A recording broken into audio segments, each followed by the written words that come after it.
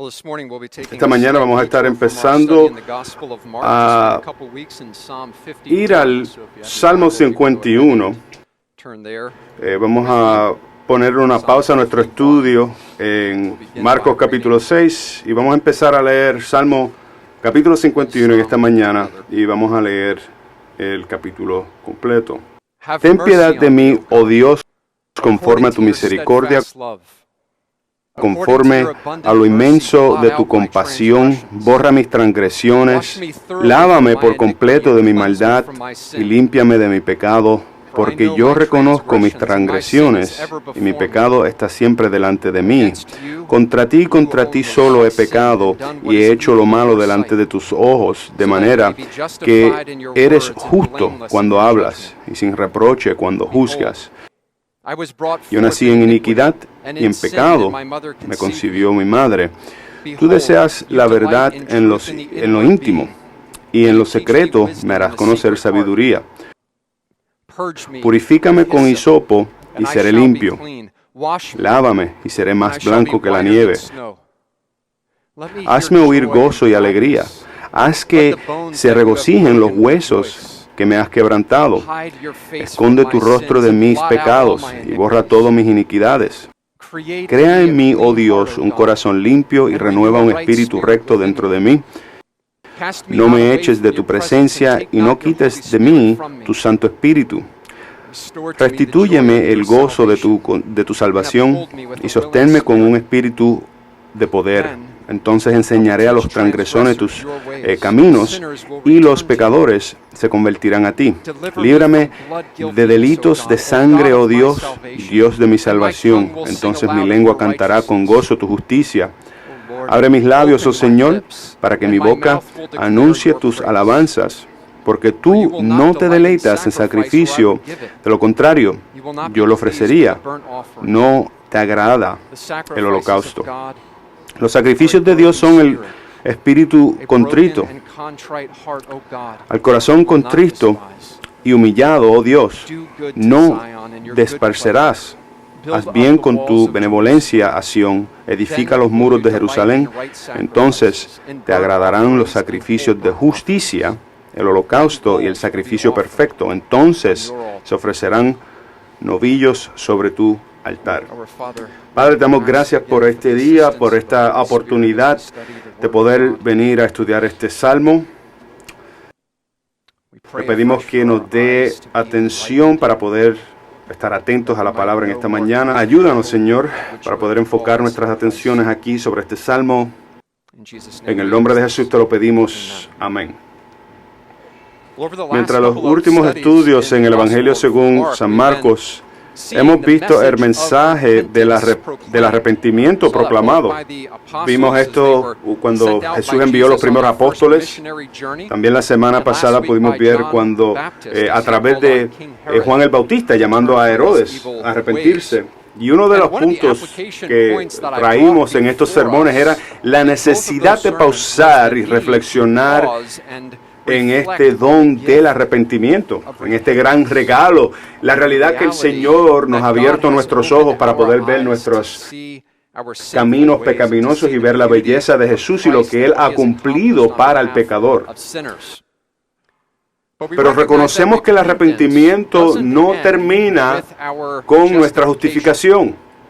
Ese momento cuando nosotros eternamente éramos determinados ser salvos de acuerdo al Evangelio, sino que, como dice nuestra confesión, el arrepentimiento debe de continuar tras nuestra vida completa, porque todavía tenemos esta naturaleza. Por lo tanto, tenemos que continuar de arrepentirnos de nuestros pecados mientras son revelados. La Escritura nos enseña que mientras estamos siendo conformados a la imagen y semejanza de Jesucristo, estamos progresivamente también arrepintiéndonos de estos pecados. Y una de las partes donde nos ayuda a entender cómo es el arrepentimiento genuino en la vida del creyente es este pasaje que estamos viendo esta mañana, en el Salmo 51. Este salmo, como pudimos leer, vino después que David fue confrontado por el profeta Natanael por su adulterio con Bathsheba, después que murió el esposo de ella, Uría, cuando fue mandado a matar. A través de este lamento inspirado por el Espíritu Santo, esto nos deja saber cómo nosotros debemos de ver nuestros propios pecados y cómo debemos de confesar nuestros propios pecados y cómo esto afecta nuestra relación con Dios.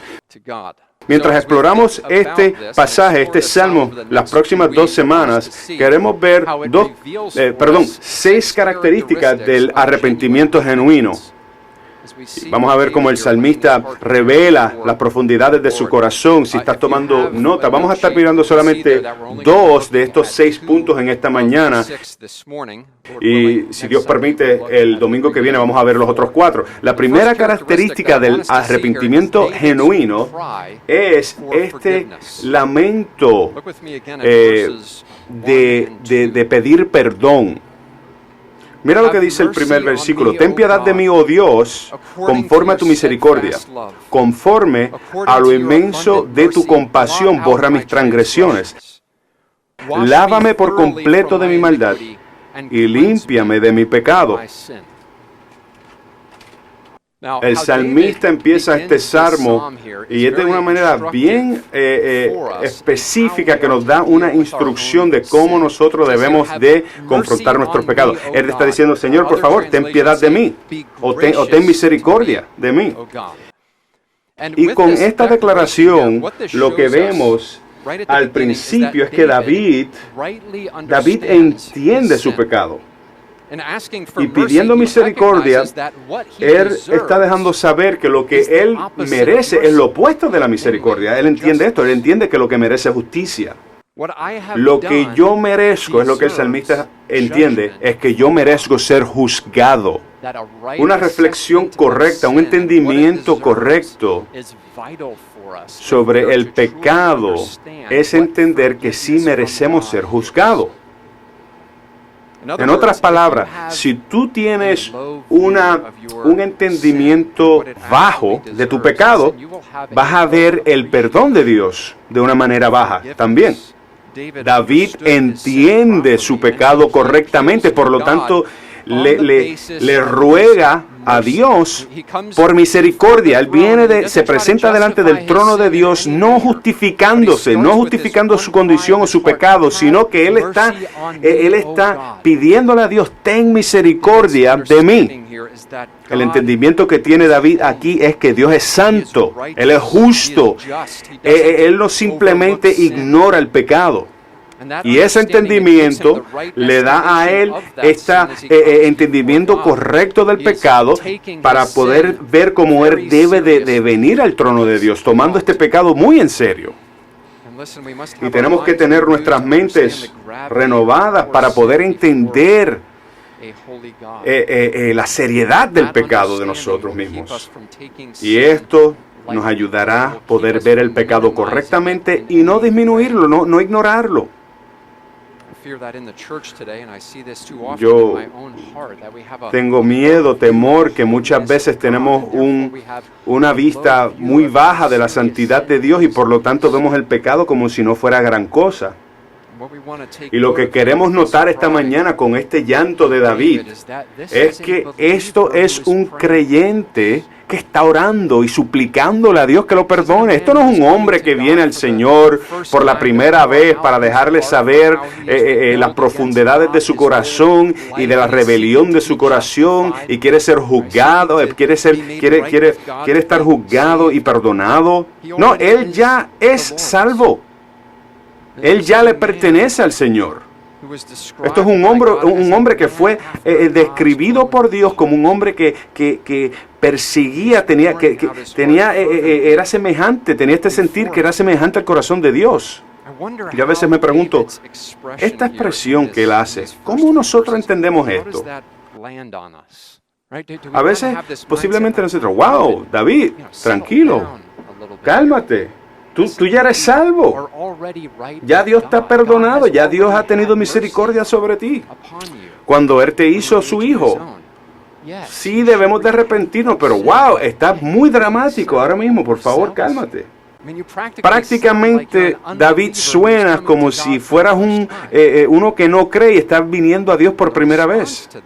Pero la respuesta que debemos de tener no es que él suena como un hombre que realmente entiende lo que es el pecado delante de un Dios santo. Yo no estoy tratando de hacerlo como si David fuera un super santo, no. Pero podemos ver que fue recibió convicción de este pecado. Y lo que podemos aprender de aquí es que esta oración él la empieza y podemos entender que si entendemos aún más la misericordia y la santidad de Dios, podemos entender aún más el pecado delante de Dios y cómo continuar arrepentirnos. Otro error que podemos hacer cuando venimos a este salmo para justificar por qué a veces tomamos esta perspectiva. Uno dice, si yo peco, como David pecó, si yo hice algo como robar la mujer de un hombre, cometer el adulterio con ella, después enviar su marido a ser matado, yo estoy seguro que mis oraciones de arrepentimiento sonarían como la de David, posiblemente aún más ferviente, aún llorando y gimiendo de forma audible.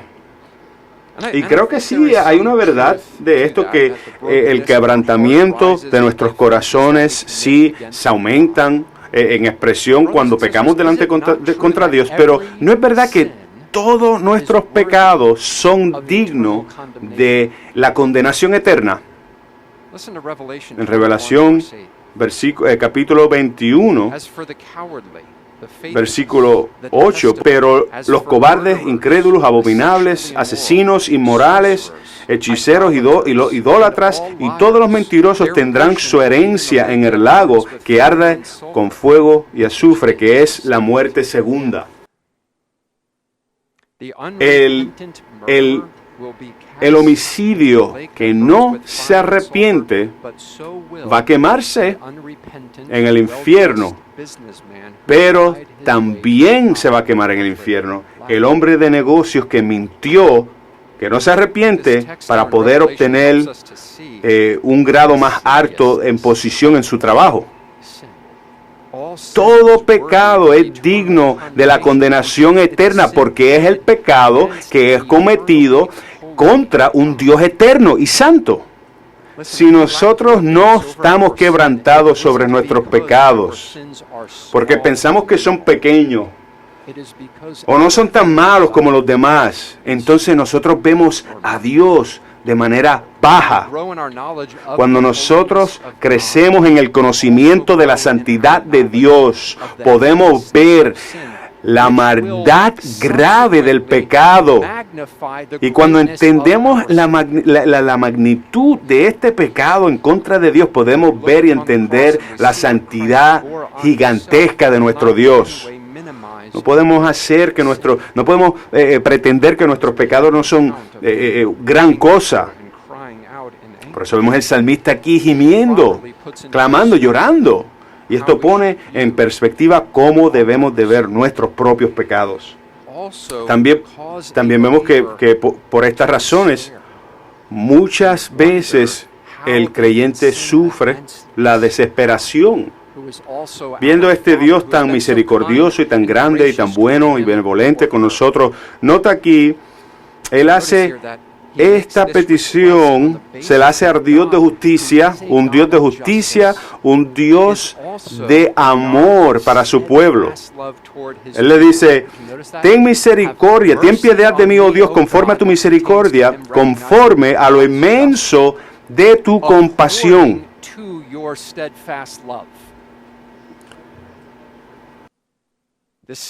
Este amor, esta misericordia es para el pueblo de Dios.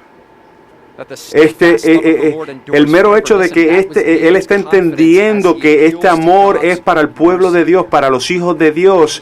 Por lo tanto, él tiene la confianza de presentarse delante de Dios y venir y pedirle que tenga misericordia sobre él. Aquí vemos que él está reconociendo que hay unas promesas para los hijos de Dios. Y el salmista entiende esto. Como hemos hablado en el pasado, que nuestros pecados pueden causarnos un sinnúmero de desilusiones donde merecemos la condenación y la justicia de Dios. Pero le damos gracias a Dios porque Dios no es como nosotros. Él sostiene a sus hijos y nunca los desampara.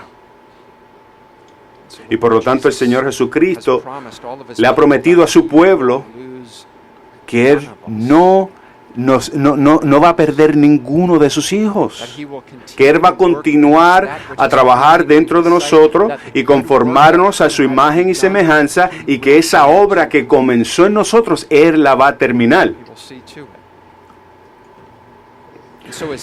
Tenemos que entonces tomar en cuenta ya la seriedad de nuestros pecados, pero también la promesa del pacto que Dios ha hecho con su pueblo.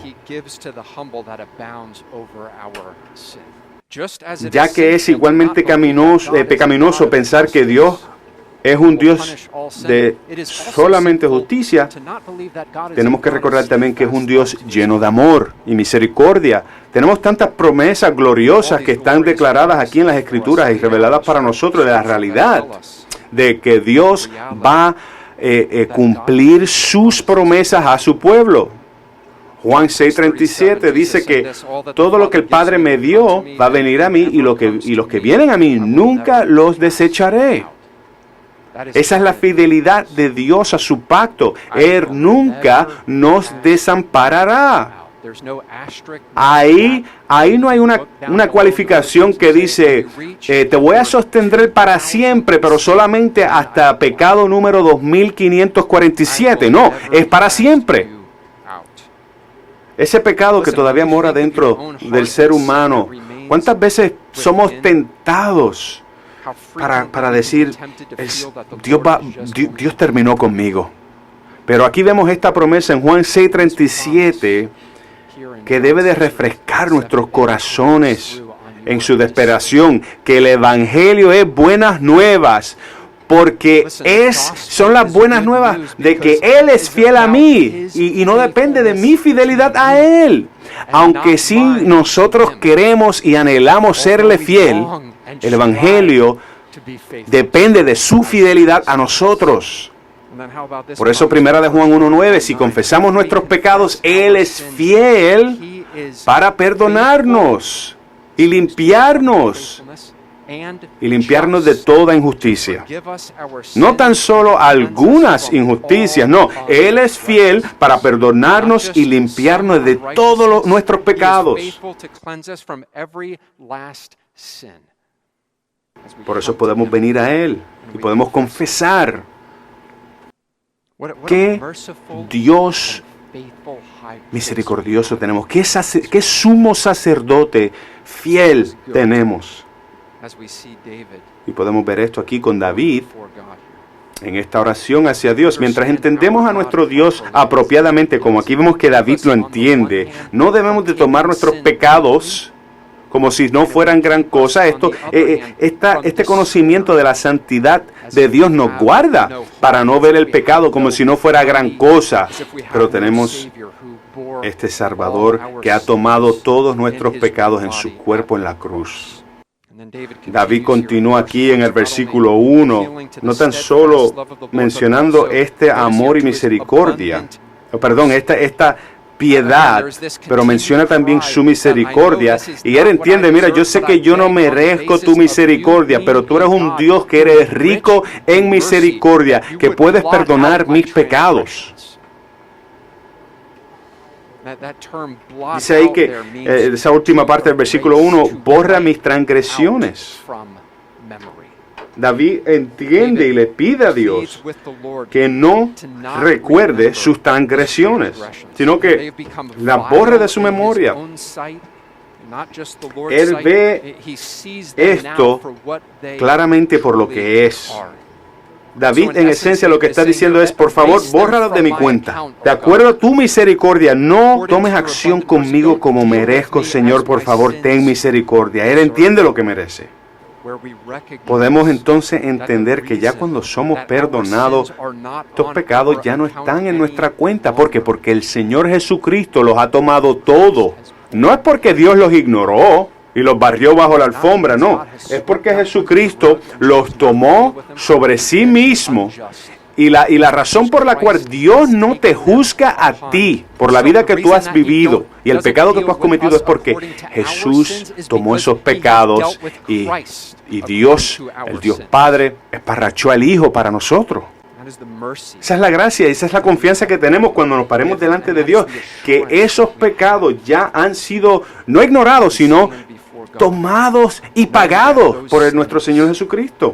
El versículo 2 estaba hablando literalmente de lavar las ropas de diferentes manchas. No tan solo lávame, sino dice lávame por completo. Él entendía que tenía espiritualmente estaba manchado. Puedes escuchar el odio sobre su pecado en esta oración. Por favor, lávame por completo hasta que saques todas las manchas. Esa es la súplica de todos los creyentes. ¿A ti no te da asco cuando contemplas en el pecado que todavía está dentro de ti? ¿No estás anhelando el día de cuando la santificación tuya esté completa y estés glorificado y no haya más pecado dentro de ti? Eso es lo que anhelamos. Anhelamos ese día, ese gran día de la glorificación. Y recordamos como el apóstol Pablo describe esta guerra con el pecado que él menciona en Romanos 7, versículo 21 al 24. Él dice que hay una ley dentro de él, que cuando él quiere hacer lo correcto, ¿qué pasa con él? Hay este dilema dentro de él. Hay una guerra donde entre hacer lo correcto, hacer lo bueno, hacer lo malo, que lo tiene cautivo. Dice Pablo que estaba luchando. Y al final del 24 dice, ¿quién me librará de este cuerpo de muerte? Ese somos todos los cristianos. Yo quiero caminar en la santidad. Si por lo menos un día pudiera caminar sin el pecado, en mis pensamientos, en mis palabras, en mis acciones, simplemente caminar en comunión y honrar a Dios en todas las maneras. Ese es el anhelo de todos los creyentes. Este hombre natural que todavía pide que por favor seas rescatado por completo en ese gran día. Y ese día viene. Vemos con esta primera característica del arrepentimiento que ahora viene el segundo punto, que es la confesión. Tenemos ya primero este llanto o esta súplica, y ahora el punto número 2, esta confesión. Porque yo reconozco, el versículo 3, yo reconozco mis transgresiones y mis pecados están siempre delante de mí. Contra ti solo he pecado y he hecho lo malo delante de tus ojos, de manera que eres justo cuando hablas y sin reproche cuando juzgas. He aquí yo nací en iniquidad y en pecado me concibió mi madre. He aquí tú deseas la verdad en lo más íntimo y en lo secreto me harás conocer sabiduría. Quiero que te des cuenta aquí, en el principio del versículo 3, David dice, hay una transición aquí, esta palabra porque él está llorando para el perdón de pecado, porque él sabe algo. Porque ¿cuál es la razón? Porque yo reconozco mis transgresiones. O sea, él puede ver claramente lo que es su pecado, sus transgresiones. Y en el caso de David, vino a través del profeta Natanael, que reveló este pecado que David estaba escondiendo, y David confiesa sus pecados hacia Dios. Esa palabra de confesar, tú estás diciendo la misma cosa que Dios está viendo. O sea, Él está declarando lo que hizo al escondido, ¿verdad? Pero que Dios ya sabía. Ahora sus pensamientos están de acuerdo con los pensamientos de Dios. Él no puede sacarse esto de la mente. Este es el poder, ¿verdad?, que lo lleva hasta este momento, el poder del pecado no arrepentido. Piensa en tu propia vida. ¿Qué sucede cuando tú no confiesas tus pecados a Dios y tratas de justificar tus pecados? Te quita el gozo, te lleva a la paz, te separa de tus hermanos en Cristo, corto de temperamento. La carne está en todo su apogeo, porque este pecado está delante de nosotros y afecta cómo nosotros pensamos, cómo hablamos y cómo actuamos. Y todo esto es porque no tenemos este deseo de confesar nuestros pecados. Pero cuando hacemos esto, la carne nos controla. Cuando no queremos confesar un pecado, nos lleva a un sinnúmero de otros pecados. Por lo tanto, queremos ser rápidos en confesar, pero David en esta ocasión no fue rápido en arrepentirse. Hay mucho aquí que sucedió antes de llegar a este momento. Antes de este momento de por fin llegar a la confesión. Esto tenía muchos efectos en el alma que él describe para nosotros en parte en el Salmo 32, aunque en el Salmo 32 viene antes del Salmo 51, vemos que tiene que ver con esto. Fue escrito después del Salmo 51 y si consideramos el Salmo 32, versículos 3 y 4, mientras callé mi pecado, mi cuerpo se consumió con mi gemir durante todo el día, porque día y noche tu mano pesaba sobre mí. Mi vitalidad se desvanecía con el calor del verano. Dice que la mano de Dios estaba pesadamente sobre él. Eso nos deja saber y describe, esto era, aunque él no lo sintiera en ese momento, de bendición hacia él. Vemos que Dios no permite que sus hijos continúen en sus pecados sin convicción. Pero todos aquellos que son los hijos de Dios verdaderamente van a recibir esta convicción, van a ser disciplinados por sus pecados, porque Dios está trabajando en ellos para conformarnos a su imagen, a la imagen de su precioso Hijo. Como un padre amoroso que no permite que su hijo continúe de vivir en estos pecados y seguir cosechando todos los efectos del pecado. Ese peso sobre nosotros es una bendición, es un don de Dios que nos debe de llevar a la confesión del pecado. Mientras continúa David en el versículo 4, él entendía que esto era en contra de Dios y Dios solamente contra ti solo he pecado y he hecho lo malo delante de tus ojos. Ahora, posiblemente cuando tú has leído este salmo en el pasado o ahora leyendo este pasaje, tú dices, espérate, pero él también pecó en contra la mujer, la cual cometió adulterio y con su esposo y contra su esposo Urías. Y sí, entendemos que sí, pero reconoce que lo que le hizo a Betsabé y a Urías era últimamente en contra de Dios. ¿Quién dice que este adulterio era malo, era pecado. ¿Quién dice que matar a Urías era malo, era pecado? Dios. Dios es el que lo declara eso. Dios es el que dice que eso es malo.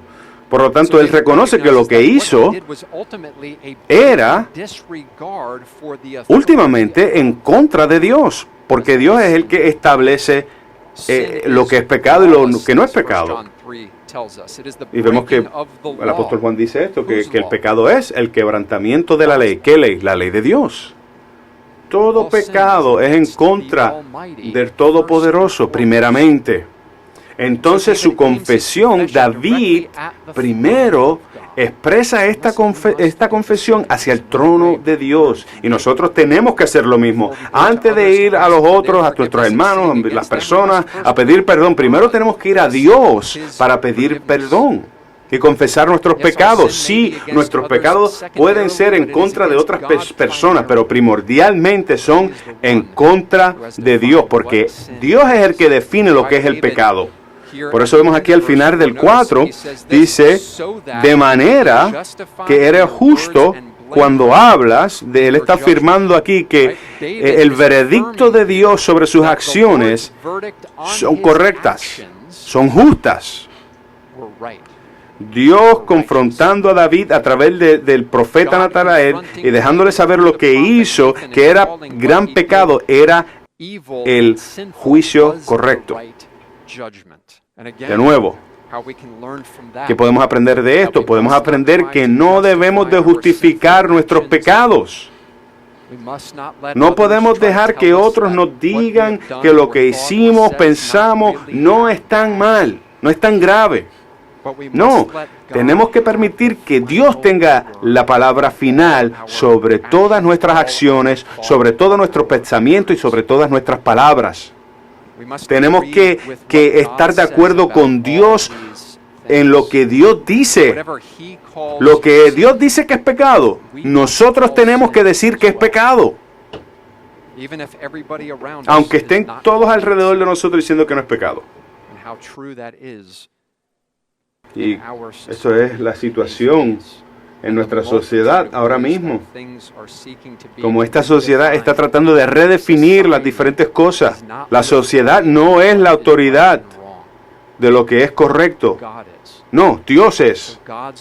El veredicto de Dios sobre las cosas es la última palabra. Es la palabra justa, es la palabra final y es la palabra correcta.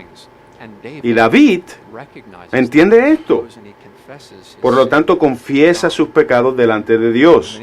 Entonces sigue aquí en el versículo 5 y continúa y amplifica esta confesión, reconociendo que este pecado que ha cometido tiene una raíz. Es su naturaleza pecaminosa. Dice, he aquí, yo nací en iniquidad. Pero nota lo que dijo después de esto. Vuelve aún más antes de su nacimiento. Y en pecado me concibió mi madre. La naturaleza pecaminosa está al principio, antes de uno nacer, en el momento de concepción. Lo que está haciendo David es conectando su naturaleza pecaminosa con Adán. Las personas que pueden entender esto entienden lo que es la nueva naturaleza en Cristo, porque entienden cuál es la naturaleza de ellos cuando nacen. Vemos que sí, David es un hombre de Dios y está declarando estas verdades sobre el hombre antiguo, quién somos por naturaleza, quién somos en Adán, quién somos en la carne. Esto va a continuar a guerrear en contra del Espíritu hasta el día de gloria. Mira lo que dice Gálatas 5. Gálatas 5 dice que los deseos de la carne están en contra del Espíritu y que los deseos del Espíritu están en contra de la carne y que los dos están opuestos a sí mismos. Este versículo nos debe dejar saber que no podemos bajar nuestra guardia. El pecado no toma vacaciones. No hay días libres del pecado. ni de la carne. Trata de combatir y atacar todo el tiempo. Por lo tanto, tenemos que entender que esta naturaleza pecaminosa siempre está tratando de buscar la manera de poder tomar ventaja y traer satisfacción a sus tentaciones. Podemos ver en 2 de Samuel que él se levantó, fue a caminar en el techo de la casa, donde los techos eran anivelados. El pasaje en 2 de Samuel no nos deja saber que él estaba buscando pecar, simplemente estaba caminando encima de la casa. No tenemos por qué pensar de lo que dice el pasaje, que estaba buscando desear algún deseo de la carne, pero de su techo vio que ella se estaba bañando. Y lo que podemos aprender de esto es que tenemos que estar alerta, velar sobre nuestros corazones con toda diligencia, como dice Proverbios 4:23. ¿Por qué? Porque de ahí fluyen los manantiales de la vida. Nuestros corazones son unas fuentes de donde sale a brotar todos nuestros pensamientos, nuestras palabras. No podemos subestimar el poder del pecado que todavía queda dentro de nosotros. A través del Espíritu tenemos que poner a muerte las obras de la carne. David falló a hacer esto cuando estaba en el techo de la casa. Y podemos aprender de él en esta ocasión. Ahora termina esta parte aquí en el versículo 6. Aquí tú deseas la verdad en lo más íntimo. O sea que Dios desea el corazón que es honesto, porque Dios puede ver más allá de toda nuestra hipocresía. De cuando tratamos de justificar, nosotros no podemos engañar a Dios. Hebreos 4 nos recuerda de esto. Todas las cosas están reveladas completamente delante de los ojos de Dios, por la cual vamos a tener que rendirle cuentas un día. David está enseñando que a través de vivir en la hipocresía, Dios está revelando su hipocresía, y eso es una bendición de Dios. Y es una misericordia de Dios cuando nos demuestra nuestros pecados delante de nuestros ojos, para poder entender que estamos pecando en contra de Él, para poder reconocer nuestros pecados y para poder ver que Él es el único que nos puede perdonar y que podemos venir a Él para pedirle perdón. Aquí vemos la meta de la disciplina de Dios es para poder compartir en su santidad. ¿Verdad que es algo que trae gozo cuando podemos vivir unas vidas santas? Y por lo tanto Dios está trabajando a ese fin. Vemos aquí, David entiende que si va a venir delante de Dios con un corazón, este corazón tiene que ser claro, honesto con Dios. Y vemos que esto, la habilidad de David poder ver y entender esto, es una misericordia de Dios, ya dada por la sabiduría del Espíritu de Dios. Y necesitamos la sabiduría de Dios para continuar dentro de nosotros trabajando, guiándonos día tras día. Nosotros siempre tenemos la tentación de tratar de buscar otros medios para justificarnos.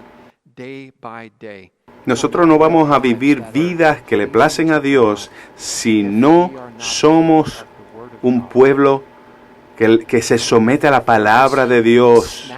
Si solamente estás alimentándote poquito por poquito con la palabra de Dios aquí y allá, va a ser bien difícil caminar justamente delante de los ojos de Dios. Tenemos que ser un pueblo dedicado a la palabra de Dios. Necesitamos nuestras mentes renovadas continuamente. Necesitamos recordar lo que Cristo ha hecho por nosotros. Y por lo tanto, esto informa cómo debemos de vivir delante de Dios, cómo debemos de comportarnos. Día a día tenemos que venir a alimentarnos de la palabra de Dios. Tenemos que pedirle a Él que nos ayude, que nos enseñe nuestros pecados y la dependencia que realmente tenemos que tener en Él. Como dijo el salmista en Salmo 119, 24, que dice, tus testimonios son mis deleites, son mis consejeros. ¿Piensas que estás siendo aconsejado todos los días? Sí, claro que sí. La pregunta es, ¿qué es lo que te está aconsejando? Deja que tu palabra me instruya. Deja que tu palabra me recuerde de esta gran justificación que tenemos en Cristo. Deja que me recuerde de la santificación que tú estás trabajando dentro de mí. Déjame recordar a través de esto que viene un día cuando tú nos va a transformar finalmente, y deja que eso te informe para darle gloria y tener esperanza en Dios. Aquí podemos ver quién nosotros somos como su pueblo y cómo debemos de vivir en este poco tiempo que tenemos en esta tierra. Hermanos y hermanas, mientras tomamos estos primeros versículos donde el salmista está derramando su corazón delante del trono de Dios, y a través de esta confesión, que esto nos ayude a ver qué santo es nuestro Dios, cómo debemos de ver nuestro pecado en la perspectiva correcta y cuán misericordioso y fiel es Dios para su pueblo. Oramos. Padre, te damos gracias por este tiempo de estudio en tu palabra y por renovar nuestras mentes en este momento, por enseñarnos tu carácter y quién tú eres, que tú eres un Dios de justicia, de misericordia y un Dios de misericordia en abundancia. Ayúdanos, por favor, comprometernos a crecer en la gracia y el conocimiento de nuestro Señor Jesucristo. Ayúdanos poder estar perplejos delante de tu presencia y ser impactados por tu gran santidad. Ayúdanos a recordar lo que hizo Cristo por nosotros y cómo pagó por nuestros pecados. Padre, que esa realidad nos cause a caminar de una manera que te place.